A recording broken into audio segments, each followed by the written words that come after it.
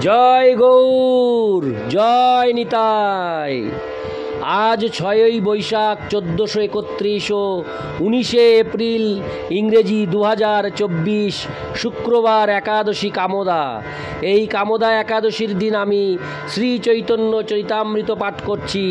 আজ আমি পাঠ করছি শ্রী চৈতন্য চৈতামৃতের আদি লীলার 3য় পরিচ্ছেদ আশীর্বাদ মঙ্গলাচরণে শ্রী চৈতন্যাবতারের সামান্য ও বিশেষ কারণ। এই অধ্যায়ের শ্লোক 34 থেকে 38 এই শ্লোকগুলি আমি এই অডিওতে পাঠ করব। নারায়ণ হে নারায়ণ, ভবভয়হরণম নারায়ণ, লক্ষ্মীকান্তম কমলনয়নম মঙ্গলচরণম নারায়ণ।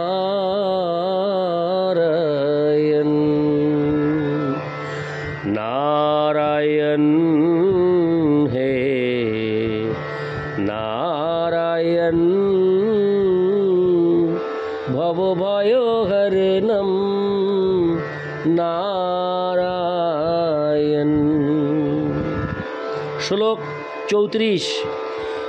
শেষ লীলায় ধরে নাম শ্রীকৃষ্ণ চৈতন্য, শ্রীকৃষ্ণ জানায় সব বিশ্ব কইল ধন্য। শ্লোকার্থ: তার অন্তলীলায় তার নাম শ্রীকৃষ্ণ চৈতন্য। শ্রীকৃষ্ণের নাম ও মহিমা সম্বন্ধে শিক্ষা প্রদান করে তিনি সমস্ত জগৎকে ধন্য করেছেন। তাৎপর্য: শ্রী চৈতন্য মহাপ্রভু 24 বছর গৃহস্থ আশ্রমে ছিলেন। তারপর সন্ন্যাস গ্রহণ করে 48 বছর বয়স পর্যন্ত তিনি এই জড় জগতে প্রকট ছিলেন। সুতরাং তার শেষ লীলায় স্থায়িত্ব ছিল 24 বছর। তথাকথিত কিছু বৈষ্ণব বলে যে বৈষ্ণব সম্প্রদায় বা শ্রী চৈতন্য মহাপ্রভুর পরম্পরার ধারায় সন্ন্যাস গ্রহণ করার রীতি নেই। এই ধরনের উক্তি তাদের নির্বুদ্ধিতারই পরিচায়ক। শ্রী চৈতন্য মহাপ্রভু শঙ্কর সম্প্রদায়ভুক্ত শ্রীপাদ কেশব ভারতীর কাছ থেকে সন্ন্যাস দীক্ষা গ্রহণ করেছিলেন। শঙ্কর সম্প্রদায় সন্ন্যাস দীক্ষা গ্রহণের ক্ষেত্রে 10টি বিশেষ নাম অনুমোদন করে। শ্রীপাদ শঙ্করাচার্যের আবির্ভাবের বহু পূর্বে শ্রী বিষ্ণু স্বামীর বৈষ্ণব সম্প্রদায়ে সন্ন্যাস গ্রহণের রীতি ছিল। শ্রী বিষ্ণু স্বামীর বৈষ্ণব সম্প্রদায়ে 10টি বিভিন্ন সন্ন্যাস নাম আছে এবং সন্ন্যাসীদের অষ্টোত্তর শত নামে ত্রিদণ্ডী সন্ন্যাস প্রদান করা হতো।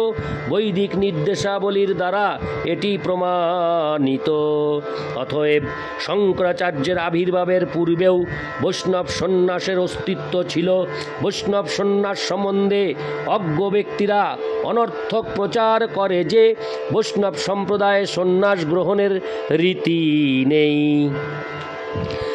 শ্রী চৈতন্য মহাপ্রভুর সময়ে মানব সমাজে শঙ্করাচার্যের প্রভাব ছিল অত্যন্ত প্রবল। তখন মানুষ মনে করত কেবল শঙ্করাচার্যের শিষ্য পরম্পরায় সন্ন্যাস দীক্ষা গ্রহণ করা যায়। শ্রী চৈতন্য মহাপ্রভু তার প্রচার কার্য গৃহস্থ রূপেও সম্পাদন করতে পারতেন, কিন্তু তিনি দেখিয়েছিলেন যে গৃহস্থ জীবন প্রচারের প্রতিবন্ধক। তাই তিনি সন্ন্যাস গ্রহণ করেন।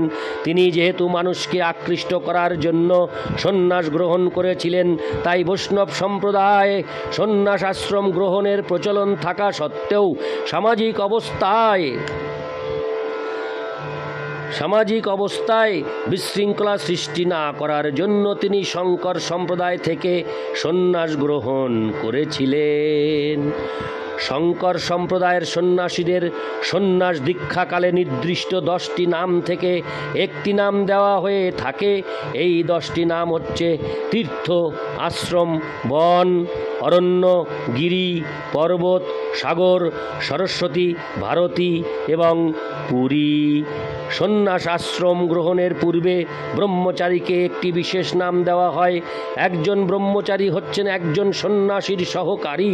তীর্থ ও আশ্রম নামক সন্ন্যাসীরা সাধারণত দ্বারকায় থাকেন এবং তাদের ব্রহ্মচারী নাম হচ্ছে স্বরূপা। হরে কৃষ্ণ। নাম হচ্ছে স্বরূপ। হরে কৃষ্ণ। ব্রহ্মচারী নাম হচ্ছে স্বরূপ বা স্বরূপা।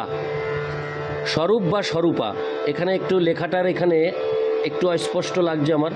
স্বরূপ অথবা স্বরূপা। বন ও অরণ্য নামক সন্ন্যাসীরা পুরুষোত্তম বা জগন্নাথপুরীতে থাকেন এবং তাদের ব্রহ্মচারী নাম হচ্ছে প্রকাশ। গিরি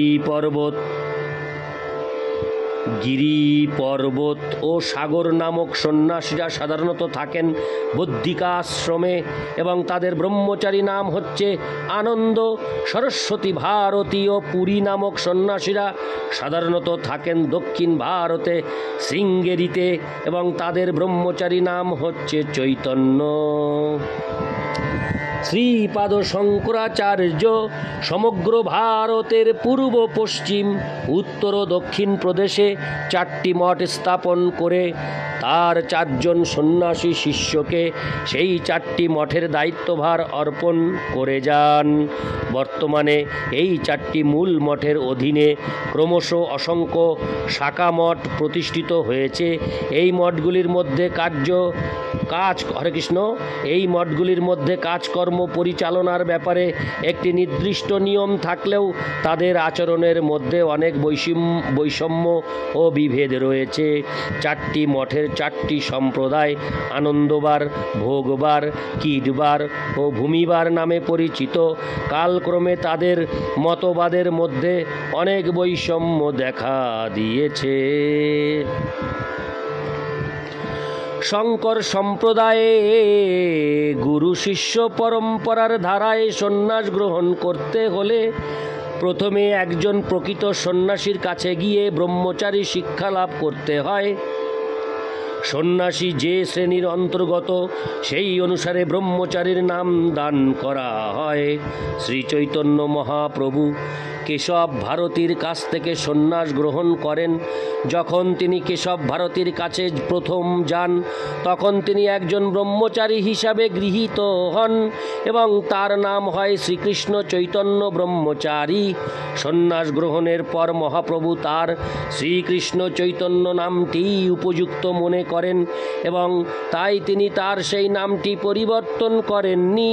কেশব ভারতীর কাছ থেকে সন্ন্যাস গ্রহণ করার পর শ্রী চৈতন্য মহাপ্রভু ভারতী নামটি যে কেন গ্রহণ করেননি তা তার অনুগামী আচার্যরা বিশ্লেষণ করেননি, কিন্তু শ্রীল ভক্তি সিদ্ধান্ত সরস্বতী গোস্বামী মহারাজ সেই সম্বন্ধে বিশ্লেষণ করে বলেছেন যে শঙ্কর সম্প্রদায়ের সন্ন্যাসী নামের সঙ্গে ঈশ্বর অভিমান যুক্ত থাকায় শ্রী চৈতন্য মহাপ্রভু তা বর্জন করেছেন এবং নিজেকে ভগবানের নিত্য সেবক রূপে প্রতিষ্ঠা করে শ্রীকৃষ্ণ চৈতন্য নামটি ব্যবহার করেছেন। ব্রহ্মচারী হচ্ছেন তার গুরুর সেবক, তাই তার গুরুর দাস্য তিনি ত্যাগ করেননি। গুরু শিষ্যের এই সম্পর্ক ভক্তির অনুকূল। শ্রী চৈতন্য মহাপ্রভুর প্রামাণিক জীবনচরিত গ্রন্থসমূহে উল্লেখ করা হয়েছে যে সন্ন্যাস গ্রহণকালে শ্রী চৈতন্য মহাপ্রভু দণ্ড কমণ্ডলু প্রভৃতি সন্ন্যাসীর চিহ্নসমূহ ধারণ করেছিলেন। দণ্ড ও কমণ্ডলু প্রভৃতি সন্ন্যাসীর চিহ্নসমূহ ধারণ করেছিলেন। ইতি শ্লোক 34। শ্লোক 35। তার যুগাবতার জানি গর্গ মহাশয়, কৃষ্ণের নামকরণে করিয়াছে নির্ণয়। শ্লোকার্থ: তাকে অর্থাৎ মহাপ্রভুকে কলিযুগের অবতার জেনে গর্গমুনি শ্রীকৃষ্ণের নামকরণ করার সময় তার আবির্ভাবের ভবিষ্যদ্বাণী করেছিলেন। ইতি শ্লোক 35। শ্লোক 36। শ্লোক 36। আসন বর্ণাস্ত্রয় হাস্য গৃহন্নত হনুযুগং তনু শুক্ল রক্তস্তথা পীত ইদানিং কৃষ্ণতাঙ্গত। অনুবাদ: এই বালকটি কৃষ্ণ অন্য 3টি যুগে শুক্ল রক্ত ও পীতবর্ণ ধারণ করে, এখন দাপরে সে কৃষ্ণবর্ণ প্রাপ্ত হয়েছে। তাৎপর্য: এই শ্লোকটি শ্রীমদ্ ভাগবত 10:8-13 থেকে উদ্ধৃত হয়েছে। ইতি শ্লোক 36। শ্লোক 37। শুক্ল রক্ত পীত বর্ণ এই 3 দূতি সত্য ত্রেতা কলিকালে ধরেন শ্রীপতি। শ্লোকার্থ: লক্ষ্মীপতি ভগবান সত্য ত্রেতা ও কলিযুগে যথাক্রমে শ্বেত রক্ত ও পীত বর্ণ ধারণ করেন। ইতি শ্লোক 37। শ্লোক 38। ইদানিং দাপরে তিহ হইলা কৃষ্ণবর্ণ, এইসব শাস্ত্রাগম পুরাণের মর্ম। শ্লোকার্থ: এখন দাপর যুগে তিনি কৃষ্ণবর্ণ ধারণ করে অবতীর্ণ হয়েছেন। এটি হচ্ছে পুরাণ ও অন্যান্য বৈদিক শাস্ত্রসমূহের সারমর্ম। ইতি শ্লোক 38। नारायण है नारायण भव भय हरणम नारायण लक्ष्मीकांतं कमल नयनम मंगल चरणम नारायण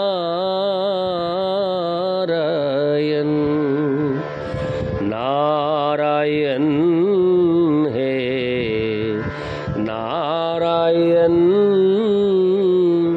भव भय हरणम नारायण। जय गौर जय निताय।